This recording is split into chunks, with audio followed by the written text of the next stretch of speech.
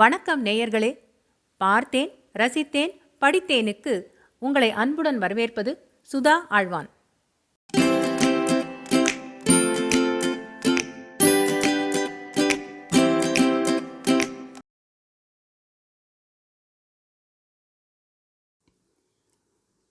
அமரர் கல்கியின் சாகித்ய அகாடமி விருது பெற்ற அலை ஓசை பாகம் 4 பிரளயம் அத்தியாயம் 17 படிகள் பிழைத்தன.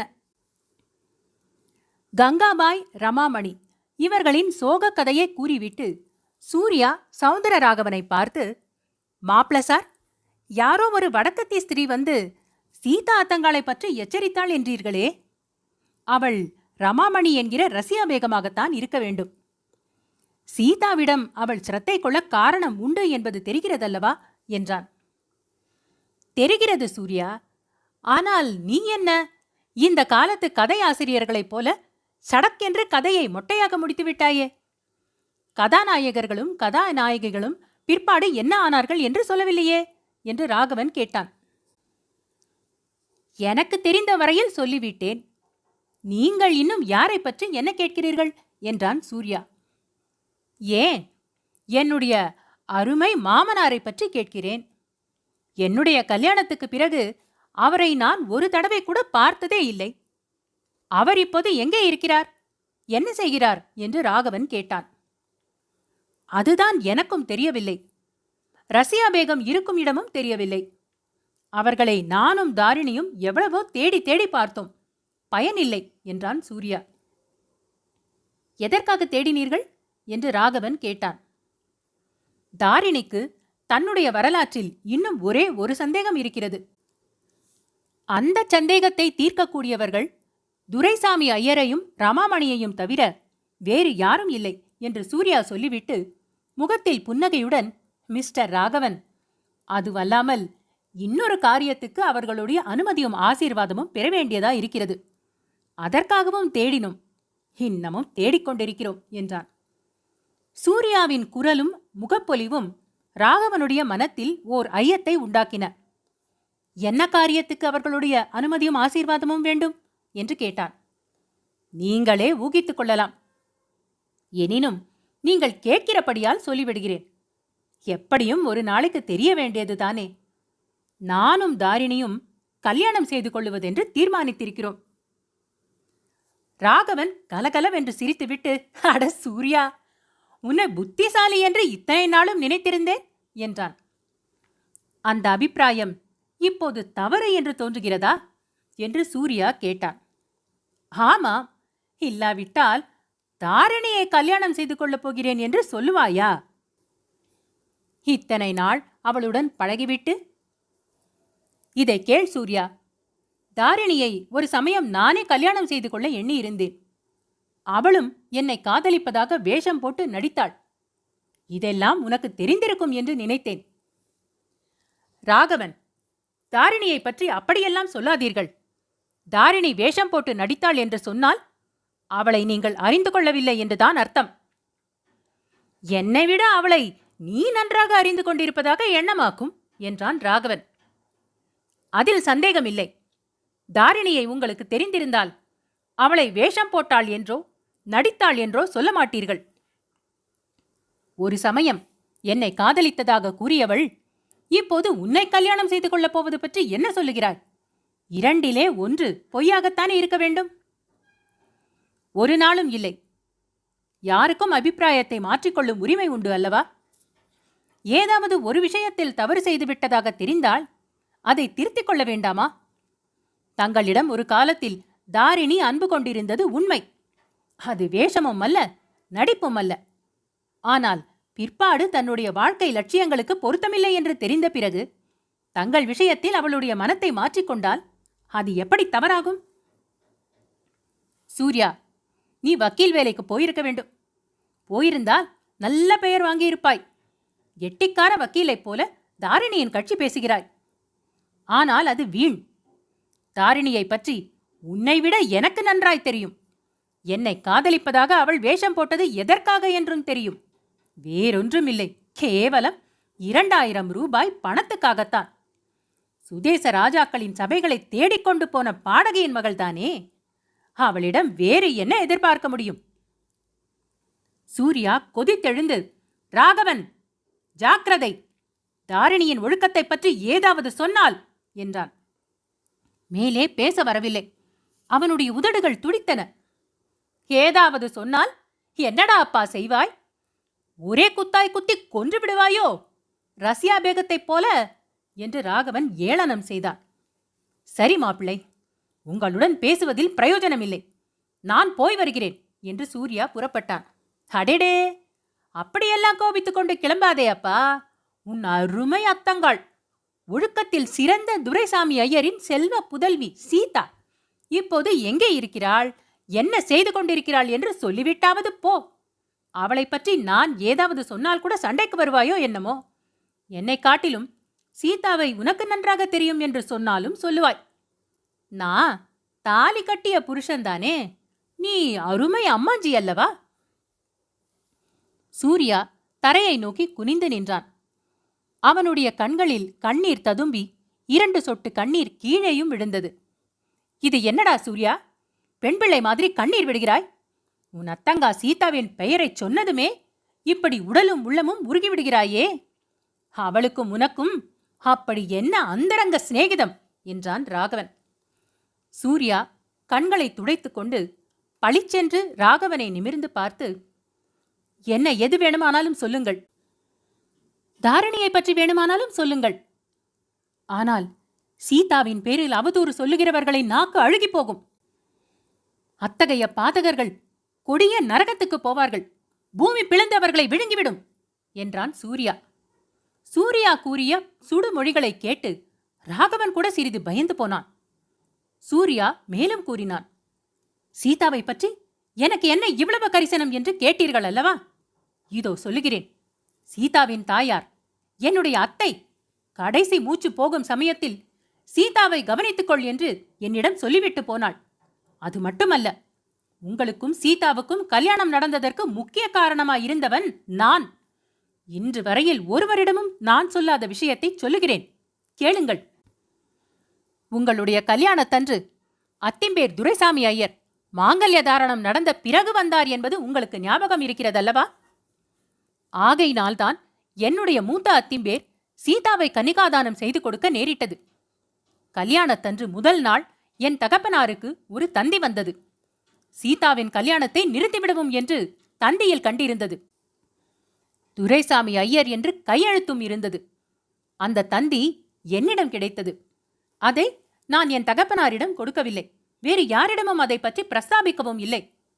மாப்பிள்ளை, நீங்கள் முதலில் என் தங்கை லலிதாவை பார்க்க ராஜம்பேட்டைக்கு வந்தீர்கள். அப்போது தற்செயலாக சீதாவும் நீங்களும் பார்த்து கொண்டீர்கள். அன்று வரையில் கற்பனை உலகத்திலே மட்டும்தான் காதல் உண்டு என்று நினைத்திருந்தேன். வாழ்க்கையில் புருஷன் மனைவி சண்டைகளை மட்டும்தான் பார்த்திருந்தேன். கண்டதும் காதல் என்பது உங்கள் விஷயத்தில் உண்மையானதை என் கண்முன்னே கண்டு பரவசமடைந்தேன். அப்படி மனமொத்து காதலித்து கல்யாணம் செய்து கொள்ளும் உங்களுக்கு நடுவில் தடையாக வருவதற்கு சீதாவின் தகப்பனாருக்கு கூட பாத்தியத்தை கிடையாது என்று எண்ணினேன். கல்யாணம் நடந்தது. அரை மணி நேரத்துக்கெல்லாம் துரைசாமி ஐயர் வந்தார். தந்தி வந்ததா என்று கேட்டார். நான் செய்ததைச் சொல்லி திருமாங்கல்ய தாரணமும் ஆகிவிட்டது என்றும் சொன்னேன். சரி, கடவுளுடைய சித்தம் அப்படி இருக்கும்போது நாம் என்ன செய்யலாம் என்று துரைசாமி ஐயர் கூறினார். இவ்வளவும் நேற்று நடந்தது போல் எனக்கு ஞாபகம் வருகிறது என்று சொல்லி நிறுத்தினான் சூர்யா. இதை கேட்ட ராகவனுடைய உள்ளத்தில் கோபம் மேலும் கொந்தளித்து பொங்கிற்று. ஆஹா, இந்த அதிக பிரசங்கி எவ்வளவு தூரம் நம்முடைய வாழ்க்கையையே பாழாகடித்து விட்டான். இவன் ஏன் குறுக்கிட்டு துரைசாமி ஐயரின் தந்தியை அமுக்கி இருக்க வேண்டும்? இவன் குறுக்கிடாதிருந்தால் தன் வாழ்க்கையின் போக்கே வேறு விதமாகி இருக்கலாம் அல்லவா? எனினும் கோபத்தை விட விஷயத்தை அறியும் ஆவல் அச்சமயம் ராகவனுக்கு அதிகமாயிருந்தது.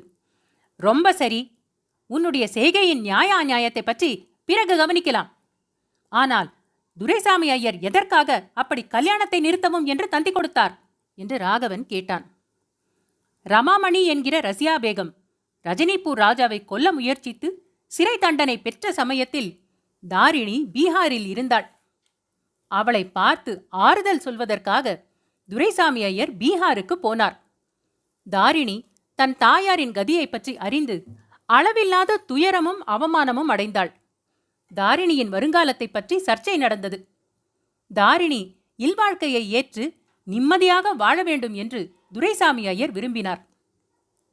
ரமாமணியிடமிருந்து உங்களை பற்றி கேள்விப்பட்டிருந்தபடியால் தாரிணியின் மனத்தை அறிய முயற்சித்தார். அதற்கு முன்னாலேயே உங்களுக்கும் தனக்கும் பொருந்தாது என்ற சந்தேகம் தாரிணிக்கு இருந்தது. தாய் சிறை புகுந்த செய்திக்கு பிறகு உங்களை மணந்து கொள்ளும் எண்ணத்தை விட்டுவிட்டாள். துரைசாமி ஐயரோ எல்லாவற்றையும் கேட்டுவிட்டு மாறுபட்ட அபிப்பிராயம் கொண்டார். தாரிணி வாழ்க்கையில் ஆதரவின்றி திரியாமல் உங்களை மணந்து சுகமாயிருக்க வேண்டும் என்று விரும்பினார். இந்த சமயத்தில் ராஜம்பேட்டையில் தங்களுக்கும் சீதாவுக்கும் கல்யாணம் நிச்சயமாகி இருந்தது. ஆகையினால்தான் அப்படி தந்தி கொடுத்தார். சூர்யா, அந்த தந்தியை நீ அதிக பிரசங்கித்தனமாக அமுக்கிவிட்டது எவ்வளவு பெரிய தவறு என்பதை இப்போதாவது உணர்கிறாயா என்றான் ராகவன். மாப்பிள்ளை, நான் தவறு செய்ததாக ஒப்புக்கொள்ள மாட்டேன். கடவுளுடைய சித்தம் அவ்விதம் இருந்தது. இன்னமும் நான் சொல்லுகிறேன், உங்களுக்கும் சீதாவுக்கும் தான் பொருத்தம். தாரிணிக்கும் உங்களுக்கும் லட்சிய ஒற்றுமை ஏற்பட்டிராது. உங்களுடைய இல்வாழ்க்கையும் வெற்றியடைந்திராது.